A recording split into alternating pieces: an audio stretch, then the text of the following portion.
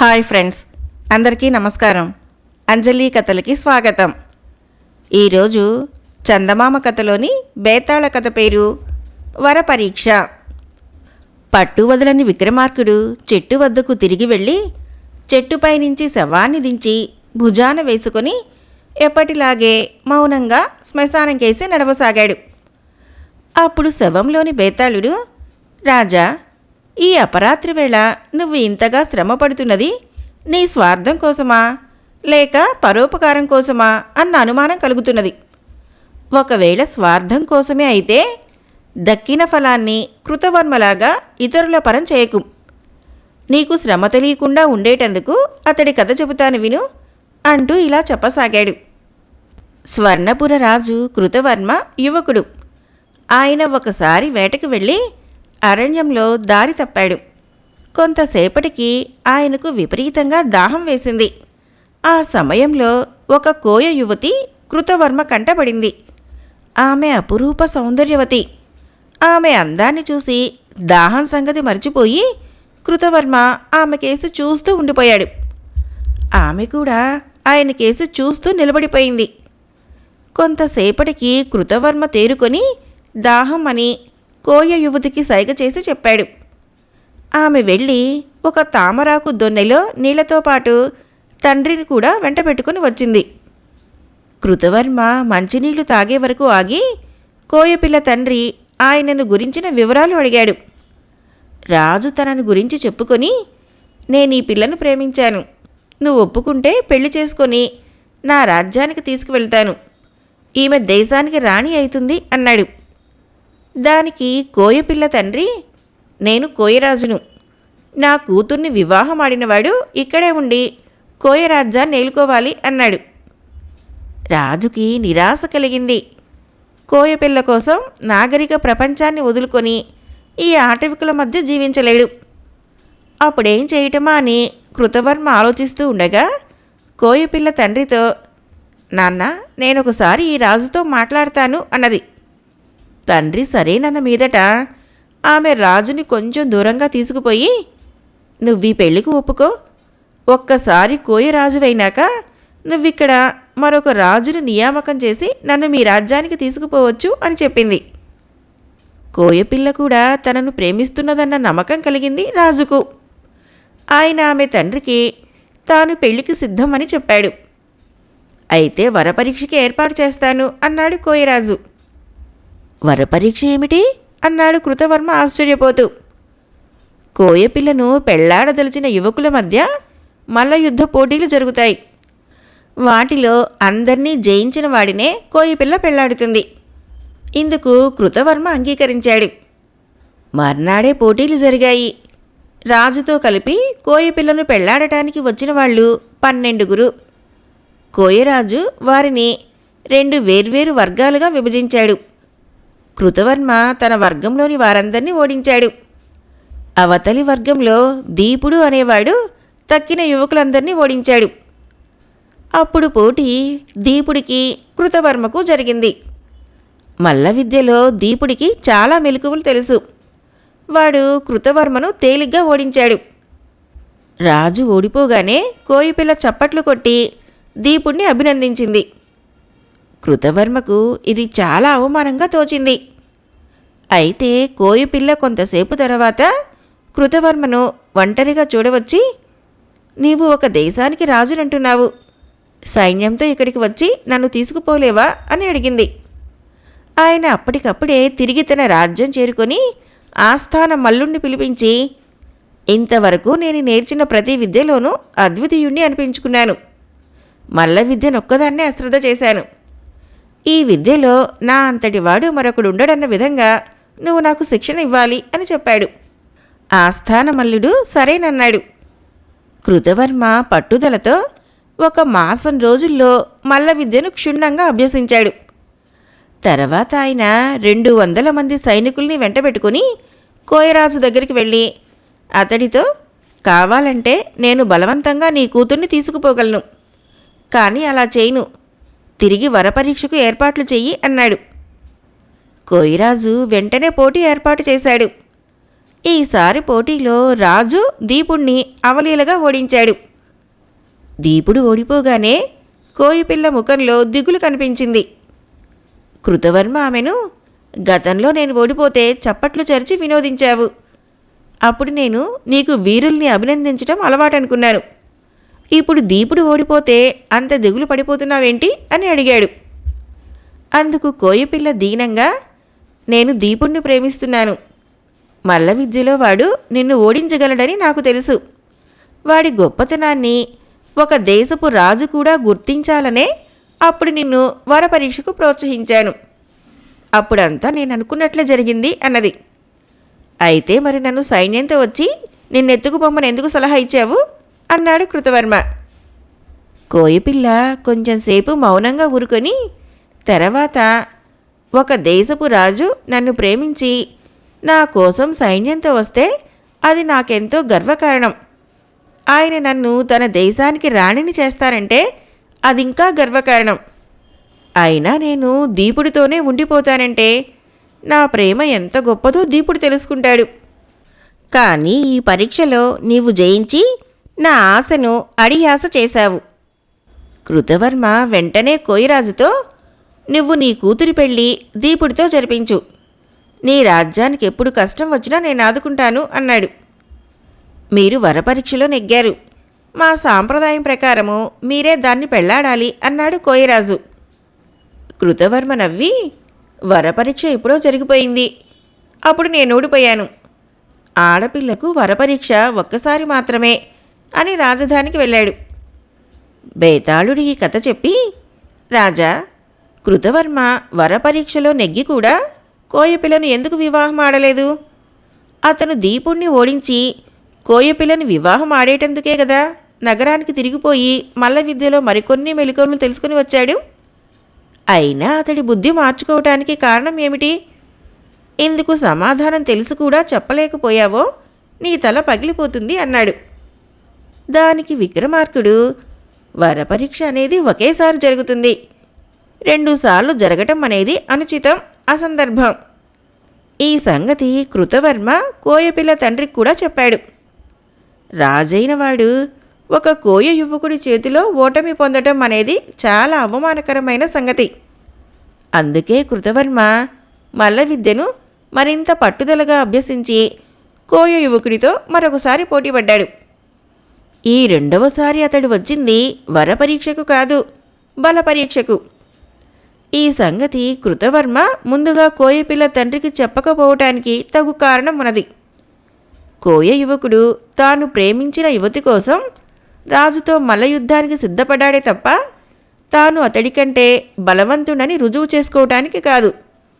ఈ కారణం వల్ల రాజు కేవలం బల ప్రదర్శన కోసమే వచ్చాడని తెలిస్తే అతడు విజయం కోసం పట్టుదలగా పోరాడకపోవచ్చు. అందువల్ల కృతవర్మ దక్కిన ఫలాన్ని ఇతరుల పరం చేశాడనడం నిజం కాదు అన్నాడు. రాజుకు ఈ విధంగా మౌనభంగం కలగగానే బేతాళుడు శవంతో సహా మాయమై తిరిగి చెట్టెక్కాడు. కథ అయిపోయింది. ఫ్రెండ్స్, మరొక కథ చెప్పుకుందాం. కథ పేరు భార్య తెలివి. కేశవగుప్తుడనే వ్యాపారి దీర్ఘవ్యాధితో బాధపడుతున్న సమయంలో ఆయన వద్ద పనిచేసేవాళ్ళు తప్పుడు లెక్కలతో మోసం చేసి ఆయన ఆస్తినంతా హరించివేశారు. వ్యాధి నివారణ కోసం ఆయన వైద్యులకు, మందులకు, ఇంట్లో ఉన్న విలువైన వస్తువులు, భార్య నగలు అమ్మవలసి వచ్చింది. కొంతకాలానికి ఆయన వ్యాధి నుంచి కోలుకున్నాడు, కానీ కటిక దరిద్రుడైపోయాడు. అంత దీనస్థితిలో కూడా కేశవగుప్తుడు అధైర్యపడక ఎవరి వద్దనైనా ఒక 100 వరహాలు అప్పు తీసుకొని తిరిగి ఏదైనా చిన్న వ్యాపారం ప్రారంభించదలిచాడు. అందుకోసం ఆయన జగదీపుడు అనే తన చిన్ననాటి స్నేహితుడి దగ్గరికి వెళ్ళాడు. జగదీపుడు ఆయనకు మామూలు మర్యాదలు చేసి సంగతి తెలుసుకొని, కొబ్బరి చెట్టెక్కి కాయలు దించేవాడికి వ్యాపారికి చాలా పోలికలున్నాయి. ఒకసారి వాడు చెట్టు మీద నుంచి పడితే తిరిగి చెట్టెక్కే ప్రయత్నం చేయడు, మరేదైనా వృత్తి చూసుకుంటాడు అన్నాడు. జగదీపుడు చెప్పదలిచిందేమిటో అర్థం చేసుకున్న కేశవగుప్తుడు వచ్చే కోపాన్ని ఆపుకుంటూ, ప్రమాదం జరిగిందని భయపడి నేర్చిన వృత్తిని విసర్జించి తెలియని మరి దేనికోసమే పాకులాడేవాడు పరమ భీరువు. పోలికలంటూ తెచ్చావు గనక చెబుతున్నాను. నేనే చెట్లెక్కేవాడినైతే ఒకసారి ప్రమాదం జరిగాక మరింత జాగ్రత్తగా ఉంటాను. వ్యాపారినైతే పనివాళ్ల విషయంలో ముందుగానే శ్రద్ధ వహిస్తాను అన్నాడు. ఆ జవాబు జగదీపుడికి చురుకుమనిపించినా లేని నవ్వు తెచ్చుకొని, బాగా చెప్పావు కేశవ. ఏమైనా ఇప్పటి నా వ్యాపార స్థితి ఏమంతా బాగాలేదు.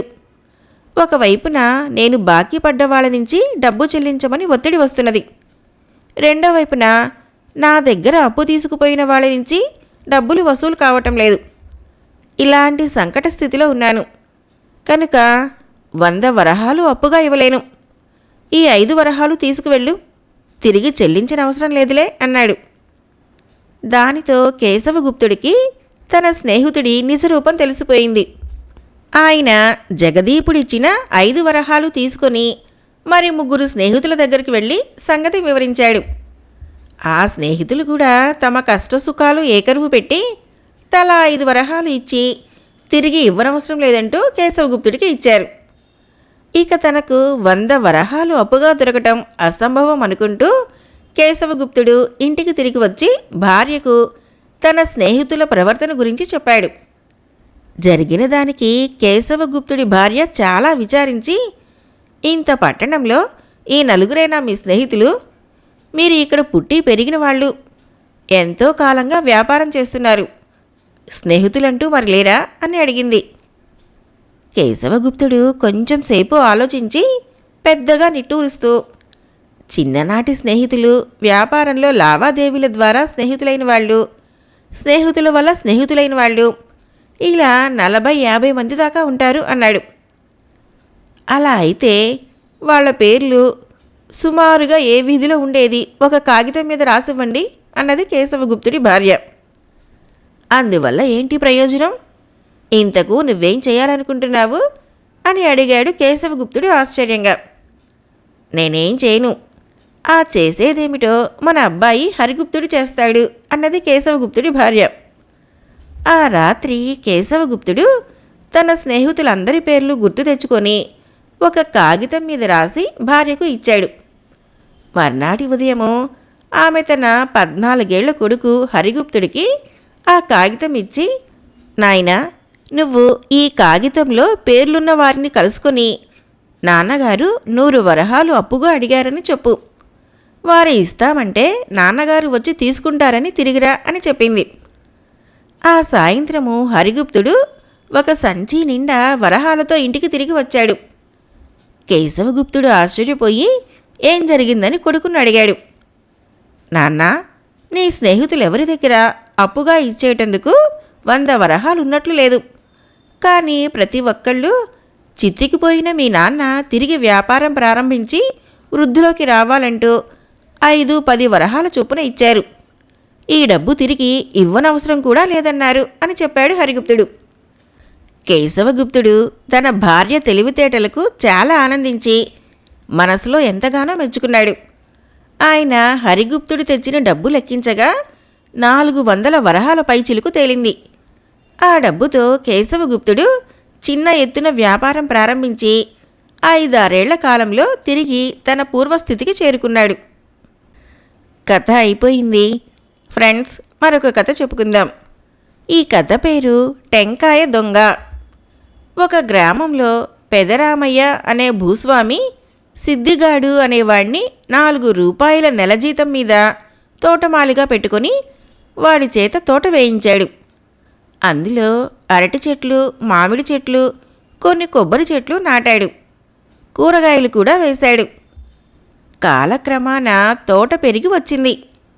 తన జీతం కాస్త పెంచమని సిద్దిగాడు భూస్వామిని అడిగాడు.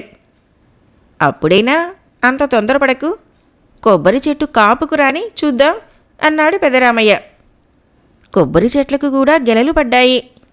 తన జీతము మరి 2 రూపాయలైనా పెంచి తీరాలని సిద్దిగాడు పట్టుబడ్డాడు. పోరాపో, ఇప్పుడు నీకు తోట పని ఏమంతా ఉన్నదని నీ జీతం ఒక్క దమ్మిడి కూడా పెంచను. ఇష్టముంటే ఉండు, లేకపోతే పని మానేసి వెళ్ళిపో అన్నాడు యజమాని. సిద్దిగాడు చిక్కుల్లో పడ్డాడు. వాడు తోటకు చెయ్యవలసిందంతా అది వరకే చేశాడు. ఇక చెయ్యవలసిన కష్టమైన పని ఏదీ లేదు. ఆ సంగతి తెలిసే యజమాని అంత ధీమాగా ఉన్నాడు. ఇంతకాలము ఒళ్ళు దాచుకోకుండా న్యాయంగా పనిచేసిన సిద్ధిగాడు ఇక నుంచి దొంగతనానికి దిగదలిచాడు. వాడు ప్రతి రాత్రి తోట నుంచి 2 టెంకాయలు దొంగతనం చేస్తూ వచ్చాడు. 3 రోజులు గడిచేసరికల్లా పెదరామయ్యకు కొబ్బరికాయలు పోతున్నట్లు ఆచూకీ తెలిసింది. కానీ దొంగ ఎవరో తెలియలేదు. ఆయన సిద్ధిగాడినే అడిగి చూశాడు. కొబ్బరికాయలు పోతున్నాయని గాని దొంగ ఫలానా అని గాని తనకు తెలియదన్నాడు సిద్ధిగాడు. సరే, రాత్రిపూట తోటలో కాపలా ఉండి దొంగను పట్టుకో అన్నాడు యజమాని. 2 రూపాయలు జీతం పెంచండి, అలాగే రాత్రింబవళ్ళు కూడా కాపలా ఉండి దొంగను పట్టుకొని మీకు అప్పచెబుతాను అన్నాడు సిద్ధిగాడు. అదేం కుదరదు, నేనే కాపలా ఉంటాలే అని పెదరామయ్య అప్పటికప్పుడే గ్రామదేవత గుడికి వెళ్ళి, తల్లి, టెంకాయ దొంగను ఈ రాత్రి నా కంట పడేstiవా నీకొక మేకనిస్తాను అని దండం పెట్టుకున్నాడు. తాను కూడా దేవతకు దండం పెట్టుకోవడానికి వచ్చిన సిద్ధిగాడు ఈ మాట విన్నాడు. యజమాని వెళ్ళిపోయాక సిద్ధిగాడు దేవతతో, తల్లి, నన్ను యజమాని చేతికి చిక్కకుండా తప్పించావంటే రేపు నీకొక పుంజునిస్తా, అంతకు మించి నాకు శక్తి లేదు అని దండం పెట్టుకున్నాడు. ఆనాడు అర్ధరాత్రి వేళ సిద్ధిగాడు తోటలోకి ప్రవేశించి బావి పక్కన ఉన్న కొబ్బరి చెట్టెక్కి ఒక కాయ కోసి దూరంగా విసిరివేశాడు. యజమాని తోటలో పొంచి ఉన్న పక్షంలో కాయ పడిన చోటనే దొంగతనం కోసం చూస్తాడని వాడలా చేశాడు. కానీ పెదరామయ్య అంతకుముందే బావి పక్కనున్న చెట్టు మీదకి ఎవరో ఎక్కటం కనిపెట్టి కర్ర తాడు తీసుకొని ఆ చెట్టు కిందకే వచ్చి, ఎవడ్రా చెట్టు మీద? దొంగ వెధవ, నన్నే మోసం చేద్దామనుకున్నావా? కిందకి దిగిరారా, నిన్ను చెట్టుకు కట్టి చర్మం ఒలిచేస్తాను అని గద్దించాడు. సిద్ధిగాడు భయంతో వణికిపోతూ చెట్టు మీదనే కదలకుండా ఉండిపోయాడు. అంతలోనే ఎవరో ఆ చెట్టు మీద నుంచే బావిలోకి దభీమని దూకటం పెదరామయ్య కంట పడింది. ఆ మరుక్షణము అతను వెంట తెచ్చిన కర్ర తాడు బావి పక్కన పెట్టి, ఒరే దొంగ వెధవ, బావిలోకి దూకి నాకు అందకుండా తప్పించుకుపోవాలనుకున్నావా? నేను ఈ చుట్టుపక్కల 14 గ్రామాల్లో పేరు మోసిన గజ ఈతగాణ్ణి అంటూ బావిలోకి దూకి దొంగ కోసం వెతకసాగాడు. ఎవరిదో తల అతని చేతికి తగిలింది గాని ఎంత ప్రయత్నించినా పట్టు చిక్కలేదు. కొంతసేపయ్యాక ఆ బావిలో దూకిన వ్యక్తి రామయ్యను ఒక తన్ను తన్ని చివాలున బావిలో నుంచి పైకెగిరి తప్పించుకుపోయాడు. దొంగ లాఘవం చూస్తే రామయ్యకు చాలా ఆశ్చర్యమైంది. మర్నాడు పెదరామయ్య గ్రామదేవత గుడికి వెళ్ళి, తల్లి, నన్ను మోసగించావు, దొంగ తప్పించుకుపోయాడు, నేను నీకు మేకనివ్వను అన్నాడు. దొంగను కళ్ళ చూపమన్నావు, చూపాను. నీ పనివాడికి 2 రూపాయలు జీతం పెంచలేని పిసినికొట్టువు, నాకు మేకనిస్తావా? ఆ మాట నన్ను నమ్మమంటావా? సిద్ధిగాడి జీతం పెంచితే నీకు ఈ కష్టాలే రాకపోను గదా అన్నది దేవత పూజారికి పోని. పెదరామయ్యకు జ్ఞానోదయం అయింది. ఆయన ఆ రోజే సిద్ధిగాడికి జీతం పెంచాడు. ఆ తర్వాత తోటలో టెంకాయ దొంగతనాలు జరగలేదు. కథ అయిపోయింది. ఫ్రెండ్స్, నా కథలు నచ్చినట్లయితే మన ఛానల్ని తప్పకుండా సబ్స్క్రైబ్ చేయండి, లైక్ చేయండి, షేర్ చేయండి, కామెంట్ చేయండి. Thank you.